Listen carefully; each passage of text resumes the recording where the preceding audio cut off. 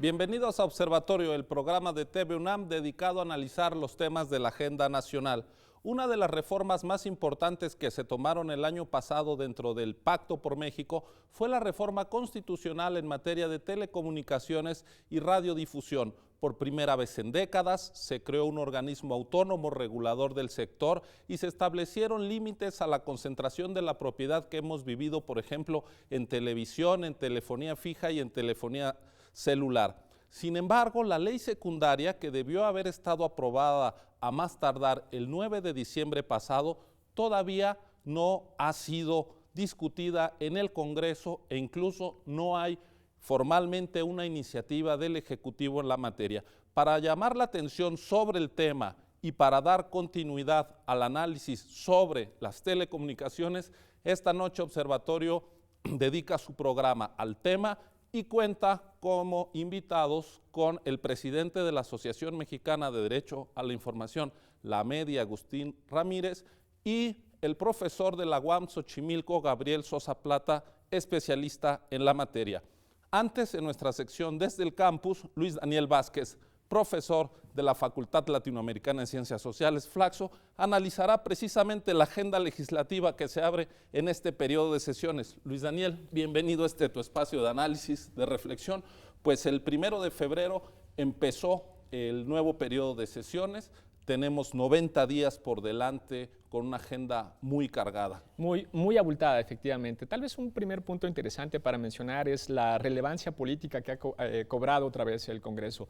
Había quedado muy desdibujado, en particular desde el 97, cuando el PRI perdió la capacidad en ese entonces de sacar reformas a leyes por sí mismo, justamente porque perdió la mayoría en la Cámara de Diputados, y se les complicó a todos los presidentes construir mayorías del 97 más o menos a la fecha, ¿no? Entonces ahí el Congreso había quedado bastante desdibujado en materia de política, no había tenido la presencia que tuvo sobre Pero todo no fue al contrario, en el año pasado. Es decir, el hecho de que el Congreso se volviera un espacio real de negociación, de procesamiento de acuerdos, donde no solo bastaba con el partido del presidente para sacar adelante las iniciativas, es decir, este fenómeno de gobiernos divididos no le dio al Congreso la centralidad que debe ocupar de acuerdo a la Constitución y que antes no operaba por tener la mayoría del presidente. Hay dos datos ahí interesantes. Se solía decir, o se suele decir, que lo que no se lograba era construir consensos, que el Congreso no estaba apoyando al presidente, aprobando las leyes que el presidente enviaba. Esto no es del todo cierto. Si uno mira, por ejemplo, los porcentajes de leyes que fueron enviadas por el presidente y aprobadas, es en realidad un porcentaje bastante amplio, bastante grande,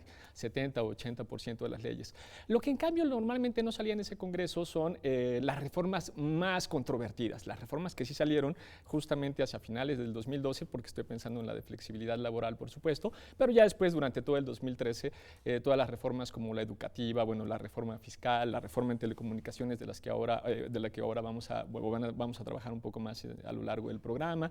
Creo que ya había mencionado la fiscal, en fin, la político-electoral, la energética, que sin duda fue como una de las más controvertidas. A eso es a lo que me refería cuando pensaba que el Congreso no había tomado la prioridad o no se había convertido en ese sujeto político que ahora, desde el año pasado, empezó a hacer con mucha fuerza, junto tal vez con la Suprema Corte de Justicia de la Nación, que también se está convirtiendo en un órgano muy importante, ¿no? Entonces tenemos ahí varias reformas sobre todo muchas de ellas constitucionales, que lo que van a necesitar, y es lo que ahora se está discutiendo, es una serie de reformas en el marco regulatorio, ahora a nivel de ley, para poder pues echar a andar lo que se había planteado, por lo menos en la Constitución. Tenemos entonces reformas constitucionales que tienen que ser acompañadas por legislación secundaria. Ya decíamos, la de telecomunicaciones debió haberse aprobado a fines del año pasado, de acuerdo al propio transitorio que se estableció en la Constitución, y fue el Congreso de la Unión quien violó la Constitución al no hacer caso a esa fecha fatal.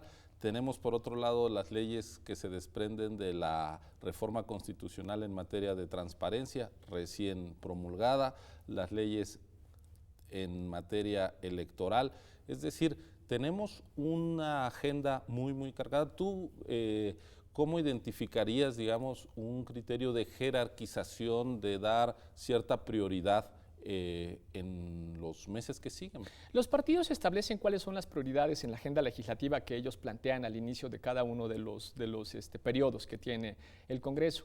Y me parece que el acuerdo que tienen entre esos partidos, que es lo que podríamos mirar, es que quieren pasar o quieren trabajar sobre todo la reforma político-electoral, y esta es muy importante en especial porque se viene el inicio del siguiente periodo electoral. El inicio del siguiente periodo electoral, aunque en realidad las elecciones son hasta el 2015, lo cierto es que arranca en octubre ya de este año. Y tenemos nosotros establecido en la ley que cualquier reforma que se aplique para ese periodo electoral se tiene que aprobar por lo menos 90 días antes de iniciado el proceso electoral. Esto quiere decir que se tiene como fecha límite junio de este año. Entonces, esa es una de las muy importantes para que puedan efectivamente, para que esas reformas se puedan aplicar en el proceso electoral del 2015. Entonces, todos los partidos están muy claros que esa es una de las que quieren empujar. La otra que también está en la lista de todos los partidos es la reforma energética, que también vienen modificaciones muy importantes. Ahí, sobre todo ahí lo que tenemos es la letra chica, ¿no? La letra chica, sobre todo para distinguir una cosa muy complicada, que es cómo van a distinguir a las concesiones de las licencias. No hay que olvidar que las concesiones siguen prohibidas en la Constitución, no así las licencias. Y la forma a veces de distinguirla es un muy borroso trazo para poder saber cuándo estamos frente a una concesión y cuándo estamos frente a una licencia, aunque en derecho administrativo está claro que se trata de dos figuras distintas. En términos muy prácticos es muy difícil acotarlas. Y no solo eso, sino además también poder distinguir los distintos tipos de licencias que se van a poder otorgar efectivamente para la explotación de hidrocarburos, ¿no? Que se va a ser el otro debate muy fuerte. Y la tercera que todos los partidos han mencionado es sin duda la de telecomunicaciones. La de telecomunicaciones está ahí, todos los partidos la han mencionado.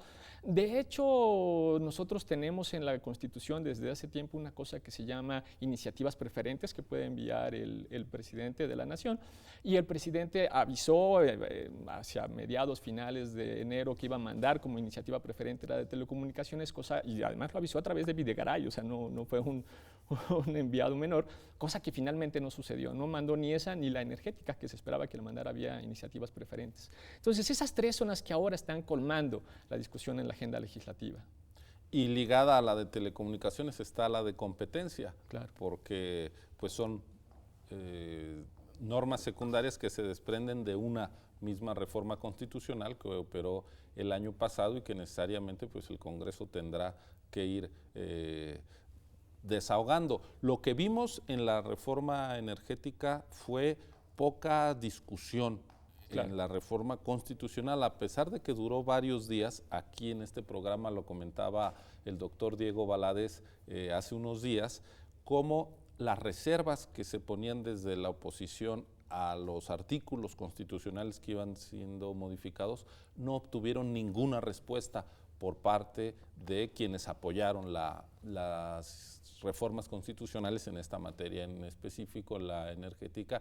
Esperemos una deliberación más abierta, más rigurosa del Congreso en los meses por venir. Y de hecho, otra vez la reforma energética va a ser el fiel de la balanza en las discusiones que están por venir.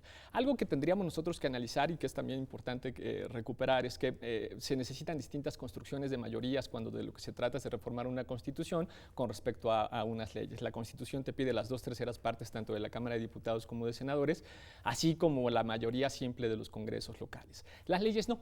Las leyes únicamente te piden el 51% de la Cámara de Diputados y senadores correspondientes. En ese sentido, las modificaciones ya no van a los congresos locales.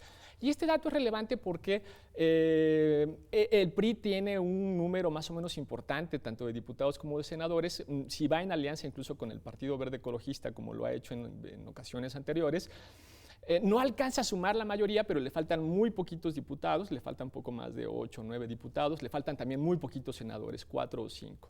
Este dato es importante para saber cuál va a ser el tipo de relación o de coalición que se va a hacer en el Congreso para poder aprobar las leyes correspondientes y en consecuencia qué tanto debate vamos a mirar, ¿no? Porque si finalmente lo que deciden es vamos a aprobar las leyes lo más pronto posible sin tener tanto debate, lo que va a necesitar es recuperar esos 10 diputados, esos 5 senadores de forma muy rápida, o si van más bien a tratar de generar un proceso más discutido, más consensuado con el resto de las bancadas, en particular con la bancada del PRD y del PAN.